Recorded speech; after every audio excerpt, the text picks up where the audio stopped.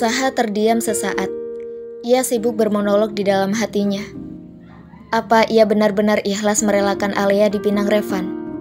Apa dia siap kehilangan Alea? Rasanya ia tak sanggup. Ia benci mengakui. Tapi ia sadar benar. Ia menaruh hati pada gadis manja, centil, selebor, makannya banyak, dan suka semur jengkol yang saat ini masih sibuk menghabiskan makanannya. Seusai makan, Saha mengantar Alea pulang. Sepanjang jalan keduanya lebih banyak membisu, terbelenggu pada pikiran masing-masing. Alea mengira Saha memang tak pernah berniat menikahinya. Ia bahkan tak merespon apapun saat ia mengatakan Revan meminta bertaaruf dengannya. Revan adalah satu laki-laki dari sekian banyak laki-laki yang mendekatinya. Tapi ia selalu menjaga hati untuk Saha. Sayangnya, cowok satu itu tidak peka. Saha bertanya-tanya dalam hati. Apa Alea serius menerima ta'aruf dari Revan?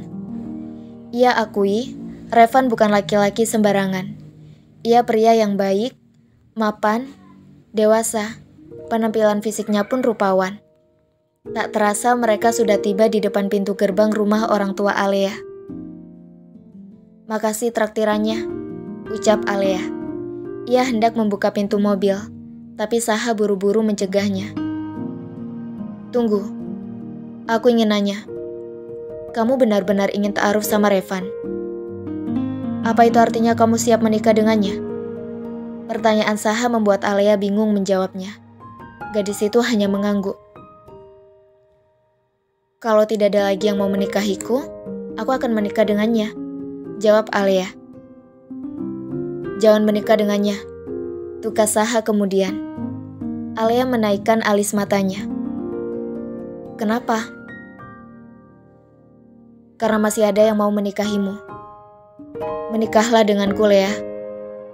Sorot mata Saha terlihat begitu tajam, dan raut wajahnya menggambarkan keseriusan. Kamu ngajak aku nikah? Alea tak percaya dengan apa yang ia dengar barusan.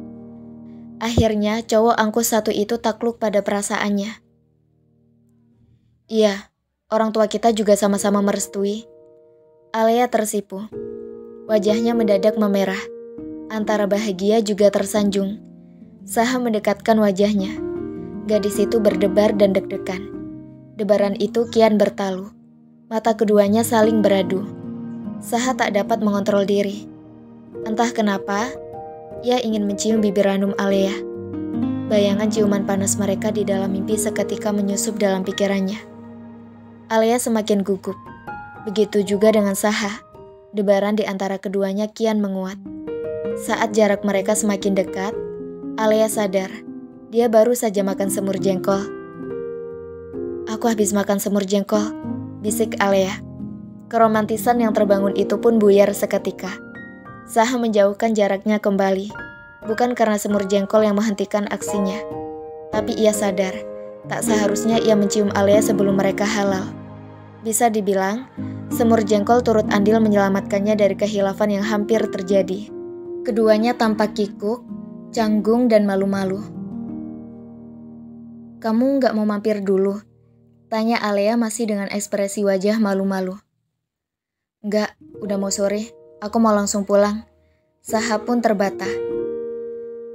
Nanti aku kabari lagi kapan aku dan orang tuaku datang ke rumahmu. Ucap Saha seraya menoleh Alea yang masih menundukkan wajahnya. Alea mengangguk pelan.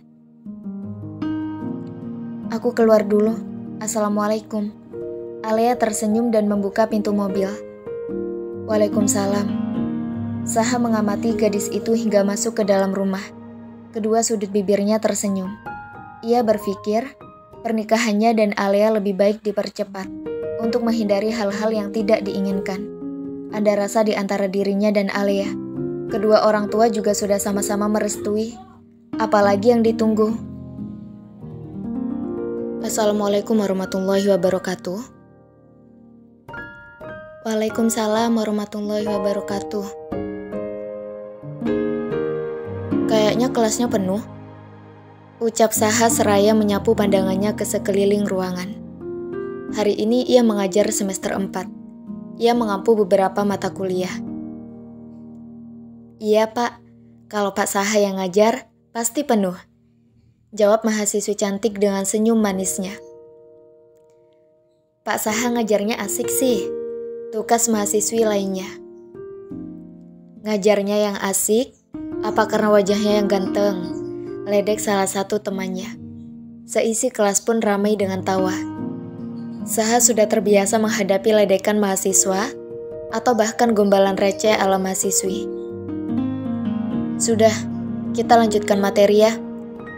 Tentang tantangan dalam manajemen sumber daya manusia. Saha berdiri di tengah kelas. Tatapannya masih menyasar ke seluruh ruangan. Negara kita ini sumber daya manusianya banyak ya. Didukung oleh kekayaan alam yang juga melimpah. Namun dibandingkan negara lain, gak perlu jauh-jauh. Singapura misalnya. Perekonomian kita tertinggal. Jauh lebih maju Singapura yang luas wilayahnya gak seberapa, dengan jumlah penduduk dan kekayaan alam yang kalah jauh dari Indonesia. Kenapa bisa seperti ini? Karena sumber daya manusianya kurang berkualitas, Pak. Kemampuan mengolah sumber daya alam juga kurang. Fasilitas atau teknologi yang disediakan juga banyak yang masih kurang. Jawab mahasiswa berkemeja coklat. Ya, sumber daya manusia kita memang masih perlu pembenahan. Perbaikan kualitas melalui pendidikan dan pelatihan. Dr. Ir Marzuki Usman MA, pakar ekonom dan pasar modal yang pernah menjabat sebagai Menteri Kehutanan RI mengatakan, orang Indonesia jika ingin mewujudkan mimpinya itu harus punya skill dan expertise. Beliau mengatakan, if you don't have skill nor expertise, you go nowhere, you don't have anything. Jadi orang Indonesia itu perlu memiliki keterampilan dan keahlian. Mahasiswa yang mendengar penjelasan Saha serius mendengarkan. Sekarang kita masuk ke tantangan internal dan eksternal dalam sumber daya manusia. Ada yang mau menyebutkan tantangan internal apa saja dalam meningkatkan sumber daya manusia? Seorang mahasiswi mengangkat tangan. Ya, silakan. Pemilik modal atau pemegang saham, pemerintah, karyawan, customer, manajemen perusahaan. Tiba-tiba suara dering handphone memecah keseriusan suasana belajar. Tunggu sebentar. Saha mendekat ke meja dosen. Ia mengambil ponselnya lalu keluar kelas. Assalamualaikum. Waalaikumsalam sayang. Temani aku ke salon terus nyari cincin pernikahan. Setelah itu, nyari sepatu buat pernikahan nanti. Suara manja Alia terdengar merdu dari ujung telepon. Aku lagi ngajar, kamu ke salon dulu aja. Nanti habis ini aku nyusul. Ya, padahal aku pengen ditemani dari awal. Kamu gak bisa izin dulu. Aku pengen kelihatan cantik di hari H nanti. Jadi mulai sekarang, aku harus rajin perawatan. Ya masa aku mesti izin? Gak enak mangkir dari tugas. Habis ini jadwalku kosong. Kamu duluan aja ya sayang. Nanti aku nyusul. Beneran. Oke sayang. I love you. I love you too. Kissnya mana? Rajuk Alia. Saha melihat ke kanan kiri. Ada rekan dosen yang lewat di koridor. Ia tersenyum dan mempersilahkan rekannya untuk lewat. Setelah rekannya berlalu, secepat kilat Saha membalas. Muah. Muah. Sampai ketemu di salon ya. Assalamualaikum. Waalaikumsalam. Saha menghembuskan nafas lega. Sejak ia dan Alia bertunangan, Saha seolah terbawa aturan semu yang tercipta dengan sendirinya untuk mengeratkan hubungan. Saha yang kaku terbawa karakter Alia yang ekspresif. Setiap malam harus telepon atau video call dulu sebelum tidur.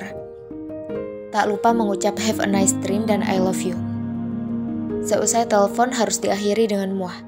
Alia juga kerap mengirim kata-kata romantis ke WhatsApp Saha, membuat Saha semakin gemas dan terikat.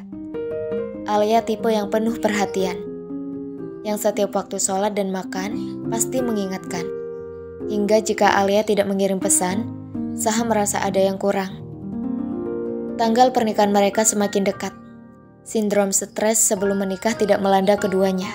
Karena keluarga mereka terbilang kompak dan dapat menyatukan perbedaan keinginan ketika tengah membicarakan konsep pernikahan. Jika kelelahan sedikit itu sih wajar. Untuk catering, mereka mempercayakan pada Bayu dan Firda, orang tua Adira, salah satu mahasiswi yang dulu pernah membuat Saha tertarik. Gaun pengantin akan bergantian menggunakan rancangan Alia sendiri juga gaun dari Nara. Seusai mengajar, Saha kembali ke ruang kerjanya. Ia berpapasan dengan Sesa, teman sekelas Adira yang menggenggam selebaran.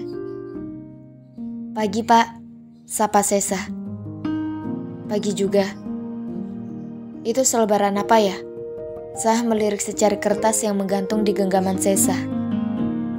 "Ya, ini selebaran lomba menulis kaligrafi, Pak. Mau saya kasihin ke Adira. Dia kan jago ngelukis dan kaligrafi. Siapa tahu bisa menang. Hadiahnya lumayan, Pak. Apalagi Adira lagi nyari-nyari kontrakan buat tempat tinggal dia dan Axel nanti." Saha tercenung. "Axel sudah masuk kuliah ya?" tanya Saha. "Belum sih, kakinya masih sakit. Tapi insya Allah gak lama lagi sembuh." Saha tersenyum. "Iya, mudah-mudahan cepat sembuh." "Ya sudah, saya duluan ya Pak, permisi." Sesa mengangguk dan berlalu dari hadapan Saha. Saha merenung dan memikirkan banyak hal. Tentu ia sudah mantap menikahi Alea. Ia tahu gambaran sosok wanita yang terlihat sempurna dan lebih baik seolah bertebaran di depan mata. Lalu mengecilkan arti seorang wanita yang sudah jelas-jelas menjadi pilihannya. Termasuk apa yang ada pada sosok Adira. Gadis yang tak memiliki jari dengan bakat luar biasa dan cinta yang luar biasa pada suaminya yang saat ini masih sakit pasca kecelakaan. Gadis itu rela berjuang apapun untuk masa depannya bersama Axel, termasuk mengikuti lomba dengan harapan bisa memenangkan lomba, dan uangnya bisa digunakan untuk menyewa kontrakan. Ia teringat pada sosok Alea yang manja, yang bisa membeli apapun yang ia mau. Bahkan sekarang ia akan menghabiskan banyak uang hanya untuk perawatan di salon. Adira boro-boro memikirkan perawatan di salon. Untuk biaya kuliah pun dia berjuang keras agar lolos seleksi beasiswa. Manusia memiliki medan perjuangan sendiri-sendiri. Ia berusaha untuk mengenyahkan segala pikiran yang dapat mengusik rencana pernikahannya dengan Alea. Berkali-kali ia ucapkan dalam hati bahwa Alea yang terbaik.